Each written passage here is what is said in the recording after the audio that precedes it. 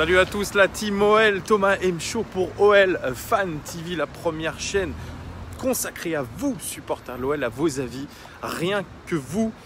Alors je suis de retour à Lyon, comme vous pouvez le voir, la grisaille lyonnaise, alors que soi-disant vous avez eu la canicule. Voilà, je suis de retour au boulot, retour à Lyon, retour aux affaires et au plus proche de notre club, l'Olympique Lyonnais, qui vient de commencer sa saison par un 2-0 contre Amiens. Alors je ne sais pas si vous avez vu le match, moi je l'ai vu.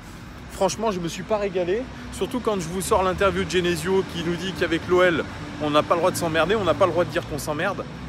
Eh bien si, hier on s'est emmerdé. À part vraiment une première mi-temps où effectivement on a eu 2-3 belles actions et un beau but de Bertrand Traoré. Et ensuite, pareil en seconde mi-temps avec un beau but de Memphis Depay, je crois que c'est tout. Amiens n'a rien montré, l'Olympique Lyonnais non plus, sur un terrain totalement catastrophique et indigne d'un club de Ligue 1. Je le dis bien, alors on essaye de faire venir des joueurs, on essaye de montrer que voilà, on est de nouveau en Ligue des Champions, qu'on est dans le Gotha européen, mais on a une pelouse absolument catastrophique.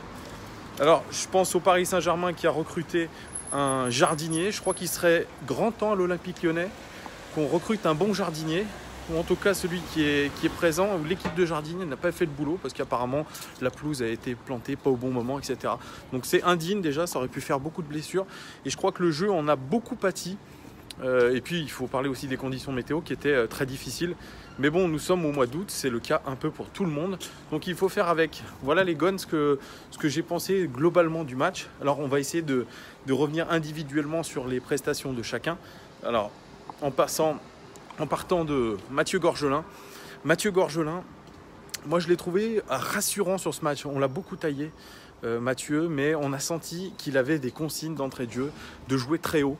Parce que vu que le bloc lyonnais et ses défenseurs allaient jouer dans la partie adverse, très souvent ils étaient en bloc haut. Il fallait que Mathieu Gorgelin, lui, reste absolument aux aguets et prêt à jaillir à la moindre occasion. On l'a vu un peu dans son jeu un jeu à la Manuel Neuer. Je ne sais pas si on peut, je vais essayer de ne pas me faire casser aussi.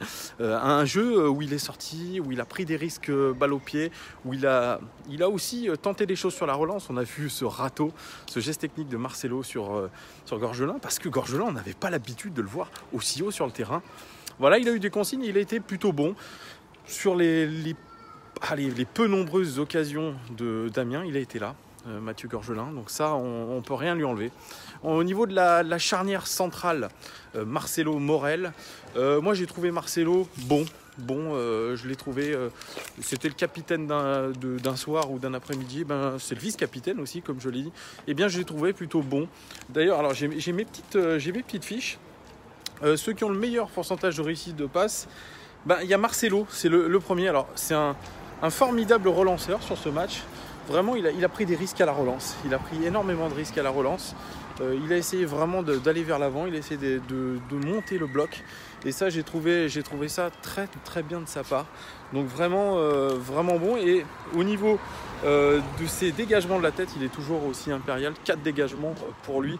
Morel, lui, a fait un match à la Morel, toujours. Un match sérieux, un match de guerrier. Il est à 3 dégagements. Il a un taux de pourcentage de passe qui est aussi très intéressant. Vraiment, il n'y a rien à redire sur cette charnière centrale de cet après-midi. Après, sur les côtés, on avait Léo Dubois à droite. Eh bien, Léo Dubois, je l'ai trouvé pareil intéressant, appliqué, sérieux. Vraiment, vraiment, vraiment sérieux. C'est un de ceux qui a fait le plus de passes dans le dernier tiers avec Aouar et Memphis. Et il a tenté 3 centres, il n'en a réussi aucun, mais il a apporté vraiment le danger. C'est lui qui se procure d'ailleurs, je crois, la première occasion de but dans cette rencontre. Donc Léo Dubois, très intéressant, appliqué offensivement, appliqué défensivement. Et puis ce qui est intéressant, c'est vraiment son jeu de passe, parce qu'il essaye absolument d'envoyer le ballon vers l'avant, de toujours faire ses courses vers l'avant. Il est très sérieux, c'est un autre style, vraiment, vraiment un autre style que Raphaël et Tété. Mais c'est à voir sur la durée. Je pense que c'est un garçon qui va vraiment pouvoir nous apporter, qui va monter surtout en puissance. Et on sent qu'il en a envie. Alors certes, tout n'est pas parfait, mais vraiment, si on essaye de le trouver dans les dédoublements, je pense que ça peut faire très mal. À gauche, Ferland Mendy. Ferland Mendy qui a essayé lui aussi offensivement d'apporter le plus qu'il pouvait. On sent que c'est quelqu'un qui vraiment veut apporter le surnombre dans cette surface de réparation adverse. C'est un joueur vraiment qui est bon. Au niveau des interceptions, il a 2 interceptions et Dubois est à 2 interceptions aussi, donc ce qui est plutôt une bonne chose. Et puis à la récupération du ballon, c'était surtout celui qui en a récupéré le plus. Il a récupéré 7 ballons. Vous voyez, et je parlais de Marcelo avant, il a récupéré 6 ballons, Marcelo. Donc on est avec des joueurs qui étaient vraiment impliqués défensivement et qui sont impliqués.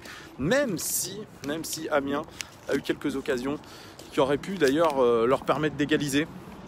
Mais voilà, ça a été quand même du beau boulon défensif. Pareil, notre sentinelle d'un soir, parce qu'on évoluait en 4-3-3 hier. Hein. 4-4-2 losange, excusez-moi. Notre sentinelle, c'était Lucas Touzard. Lucas Touzard qui a livré un match plein, pareil, appliqué offensivement, appliqué défensivement. Franchement, il monte vraiment en puissance, Lucas Touzard. J'avais beaucoup de doutes et puis il a beaucoup taclé, comme à son habitude, 5 tacles réussis pour lui. Dubois, lui, a réussi 2 tacles, donc je l'ai trouvé assez intéressant, notre ami Lucas Touzard. Et puis Ndombele qui était à droite de Solojange. Pareil, du Ndombele à fond les ballons, très très impliqué offensivement. Pareil, il est capable de casser ses lignes et c'est celui qui a subi le plus de fautes. Il a subi 6 fautes, Tanguy Ndombele. Il a aussi réussi énormément de passes dans le dernier tiers. C'est quelqu'un qui est très précis dans son jeu de passe. Vraiment, Ndombele, il faudra compter encore une fois sur lui. C'est une pièce majeure de notre milieu de terrain galactique, comme l'a dit Jean-Michel Aulas. Il n'a pas peur des mots, notre ami Jean-Mimi, le milieu de terrain galactique. Et à gauche de ce losange, il y avait Oussem Aouar. Oussem Aouar que, pareil, j'aurais aimé un peu plus actif dans le dernier tiers. Il a réussi lui aussi un bon nombre de passes dans le dernier tiers, mais au niveau des occasions créées, ça n'est pas encore ça. Et vraiment, c'est peut-être ce que je lui reproche un peu. C'est de l'intermittence dans ses prestations.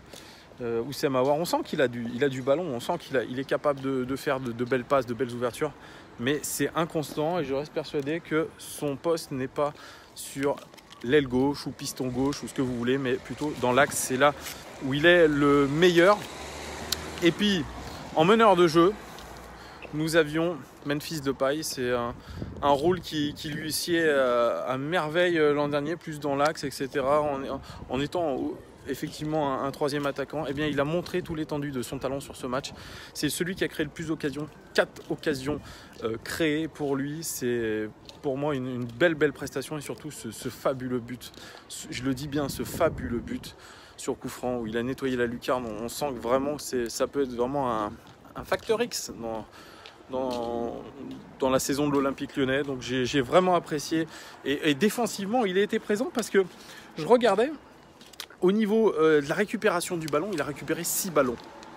Il a créé 4 occasions, il a récupéré 6 ballons. Soit autant que Marcelo.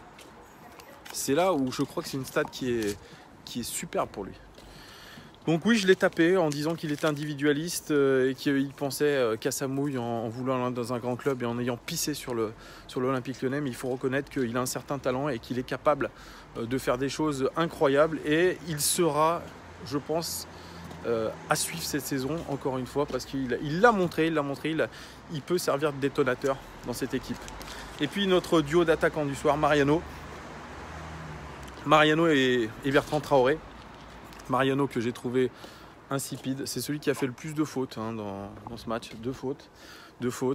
Je ne l'ai pas trouvé bon. Voilà, je l'ai pas trouvé bon. Je crois que personne ne l'a trouvé bon. Il court dans le vide, il fait des mauvais appels, il est mal servi. Mais voilà, je crois que c'est trop brouillon. C'est trop brouillon, Mariano. Donc pour un joueur qui prétend vouloir être la doublure de Karim Benzema, je crois qu'on est encore loin au niveau technique. Et puis Bertrand Traoré, monsieur, je tire au-dessus de la cage ou je tire à côté. Eh bien, après avoir eu la deuxième occasion du match, le face-à-face qu'il a raté, eh bien, il a mis un super but. Un enchaînement à la Robben. Voilà, on rentre intérieur, pied gauche, on élimine un adversaire, on frappe au premier poteau. Là, je l'ai trouvé intéressant aussi.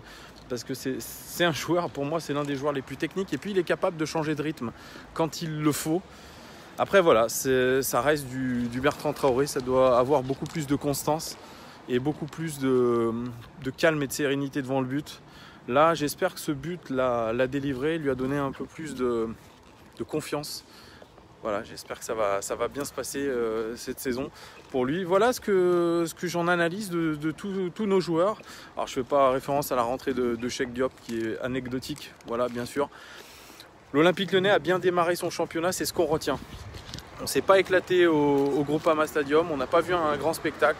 On a vu deux beaux buts, et c'est ça l'essentiel qu'on doit retenir. Alors Bruno Genesio retient lui toujours les mêmes choses concernant ses joueurs, qu'il faut être plus constant dans les temps faibles parce qu'on n'a pas que des temps forts, on domine mais on ne peut pas dominer de la tête et des épaules pendant 90 minutes et il faut gérer ces temps faibles un peu mieux, il faut essayer d'être plus généreux offensivement, essayer de lâcher les chevaux, bref c'est toujours les mêmes allusions. Voilà, donc plutôt rassuré, on a pris les 3 points et c'est l'essentiel. Alors au rayon des arrivées, on fait un petit point mercato. Jean-Michel Aulas a dit qu'on était proche d'un accord avec Ruben Dias, le défenseur du Benfica. On est prêt à lâcher, je dirais pas 45 millions, mais en tout cas une bonne trentaine de millions d'euros avec quelques bonus. Et il dit que 2 autres pistes sont exploitées, alors je ne sais pas lesquelles. Est-ce que c'est des pistes mondialistes? Est-ce qu'il y aura une surprise? Voilà, il nous a aussi dit que Nabil Fekir était sûr de rester à 95%, donc il reste 5% de chance de voir Nabil Fekir partir. Donc voilà, c'est quasiment fait, il reste Nabil Fekir, il a présenté la Coupe du Monde. Voilà, donc le défenseur tant attendu et qui fera la paire avec Marcelo sera probablement, je dis bien probablement, Ruben Dias, âgé de 21 ans, défenseur international portugais, capitaine de la sélection espoir du Portugal, un profil similaire à celui de Marcelo. On aura 2 tourelles derrière, capable de bien jouer de la tête, et lui il aura ce rôle de peut-être de premier relanceur devant Marcelo, à voir. Voilà, donc ça va nous faire peut-être gagner avec un profil différent, à savoir s'il va bien s'adapter à l'Olympique Lyonnais. Voilà les gones, ça se décante petit à petit, mais je crois qu'il faut retenir surtout l'essentiel, c'est que l'Olympique Lyonnais a gagné. Voilà les gones, n'hésitez pas à me dire vous ce que vous avez pensé de ce match. Est-ce que vous êtes d'accord avec mes analyses de joueurs? Est-ce que qui vous a le plus marqué? Qui a marqué des points surtout? Qui en a perdu? Voilà, est-ce que vous êtes satisfait et que vous vous dites bon, on s'est peut-être un peu emmerdé, mais en tout cas le résultat est là et on commence bien la saison et c'est plutôt l'essentiel. Voilà les gones, je vous remercie en tout cas de tous vos commentaires. C'est franchement cool et ils sont très argumentés, j'adore vous lire, vous êtes vraiment très cool. Merci de me suivre, merci de liker, de partager et de vous abonner. Vraiment, ce n'est que le début. Voilà, je suis de retour à Lyon, donc on va pouvoir lancer la machine un peu plus sérieusement. Voilà les gones, je vous dis à très bientôt pour peut-être une arrivée et celle de Ruben Dias, bien sûr, que je commenterai dans le détail. Voilà les gones, je vous dis à très bientôt. Malheureusement, sous la grisaille lyonnaise, je crois que la pluie n'est pas loin de tomber, mais c'est pas grave. Pour ceux qui sont encore en vacances, profitez bien. On est toujours en été les gones. Ciao!